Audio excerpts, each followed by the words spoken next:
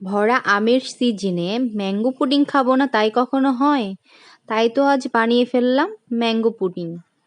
তো কেমন হয়েছে বন্ধুরা সেটাই তোমাদের সাথে শেয়ার করতে চলে আসলাম।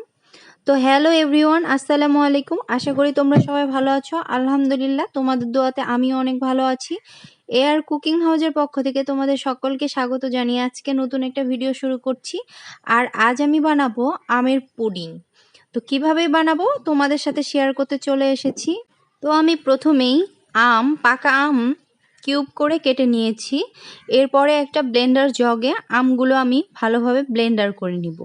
তো এখানে ব্লেন্ড করে নেওয়ার জন্য আমি জারে দিয়ে দিলাম আর 1 কাপ পানি দিয়ে দিলাম। দিয়ে ভালোভাবে এই যে ব্লেন্ডার হয়ে গিয়েছে। এখন এটাকে আমি ছাঁকনি দিয়ে ছেঁকে নিব যাতে আমের আঁশগুলো এর মধ্যে না যায়। তো এই তো আমার ছাঁকা হয়ে গিয়েছে। দেখতেই পাচ্ছ তোমরা কত সুন্দর একটা আমের পিউরি তৈরি হয়েছে। এখন এটাকে আমি প্যানে জাল দিয়ে নিব। তো প্যানে এই যে বলক দিয়ে দিয়েছে, এখানে আমি 1/2 কাপ পরিমাণ চিনি দিয়ে দিচ্ছি। তোমরা তোমাদের স্বাদ অনুযায়ী চিনিটা দিয়ে দিবে।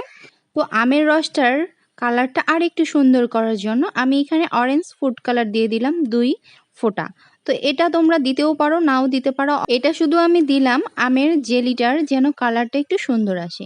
এরপরে এখানে আমি 1 চামচ আগার আগার পাউডার দিয়ে দিব। তো আগার আগার পাউডার দেওয়ার পরে এটাকে ভালোভাবে অনবরত নাড়তে হবে। তো দেখতেই পাচ্ছ আমের রসটার কি সুন্দর একটা ঘনত্ব চলে এসেছে। এবার আমি এটা সমান একটা প্লেটে ঢেলে নিব। তো এই তো আমি এখানে অর্ধেক দিয়ে দিচ্ছি আর এই প্লেটে অর্ধেক দিয়ে দিয়েছি। এবার আমি একটা প্যানে 1/2 লিটার দুধ নিয়ে নিচ্ছি। দুধটা আমার জাল করা ছিল, তাই এখানে আমি আর বেশি দুধটাকে জাল করব না। তো এখানে আমি 1/2 কাপ চিনি দিয়ে দিলাম। দিয়ে ভালোভাবে দুধটার সাথে চিনিটাকে মিশিয়ে নিব। তো দুধটা এখানে চিনির সাথে মেশানো হচ্ছে। তো আমার দুধটা বলক দিয়ে দিয়েছে। এখন এখানে আমি 1 চামচের মতো আগার আগার পাউডার দিয়ে দিব। দিয়ে ভালোভাবে অনবরত নাড়তেই থাকবো, না হলে কিন্তু এই দুধটার মধ্যে আগার আগার পাউডারটা দলা পেকে যাবে। তো আমি একটা হ্যান্ড উইচ দিয়ে ভালোভাবে নেড়ে নিচ্ছি। আর যারা আমার ভিডিওটা ইউটিউব চ্যানেল থেকে দেখছে অবশ্যই আমার চ্যানেলটা সাবস্ক্রাইব করে দিবে বন্ধুরা। আর যারা আমার পেজ থেকে দেখছে অবশ্যই আমার পেজটা ফলো দিয়ে রাখবে, তাহলে নতুন নতুন ভিডিও আসলে তোমাদের সামনে চলে যাবে। তো আমি 2টা পাত্রে দুধটাকে হাফ হাফ করে নিয়ে নিলাম। আর এদিকে আমি যে আমের রসটাকে জেলি হতে দিয়েছিলাম সেটা কিন্তু সুন্দর সেট হয়ে গিয়েছে। এটাকে 30 মিনিটের জন্য ফ্রিজে রেখে দিলে এটা সুন্দর জেলি হয়ে যায়। তো দেখতেই পাচ্ছ তোমরা কত সুন্দর জেলি হয়ে গিয়েছে। এখন এটাকে আমি সেই দুধের পিউরিটার মধ্যে দিয়ে দিব। তো একে একে আমি দিয়ে দিচ্ছি। আর তোমাদের কাছে এই ম্যাঙ্গো পুডিং বানানোটা কেমন লেগেছে অবশ্যই তোমরা কমেন্টে জানিও কিন্তু বন্ধুরা। আর এই পাত্রটাতেও আমি আমের জেলিগুলো দিয়ে দিচ্ছি। তো এই তো বানানো খুব সহজ আর খেতে মাশাআল্লাহ এটা কিন্তু অনেক টেস্ট। তোমরা বাসায় এটা অবশ্যই ট্রাই করে দেখো।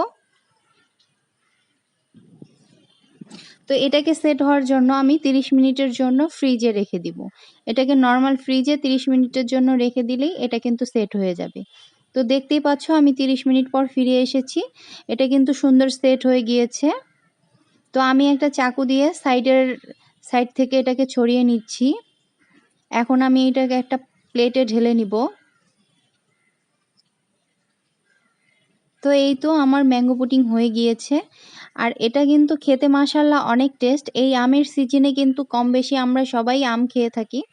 তো চাইলেও তোমরা এভাবে করে বানিয়ে খেতে পারো। আর এই ডেজার্টটা যদি কোনো বাসায় মেহমান আসে, মেহমানের সামনে কিন্তু খুব সহজে পরিবেশন করা যাবে, বানিয়ে দেওয়া যাবে।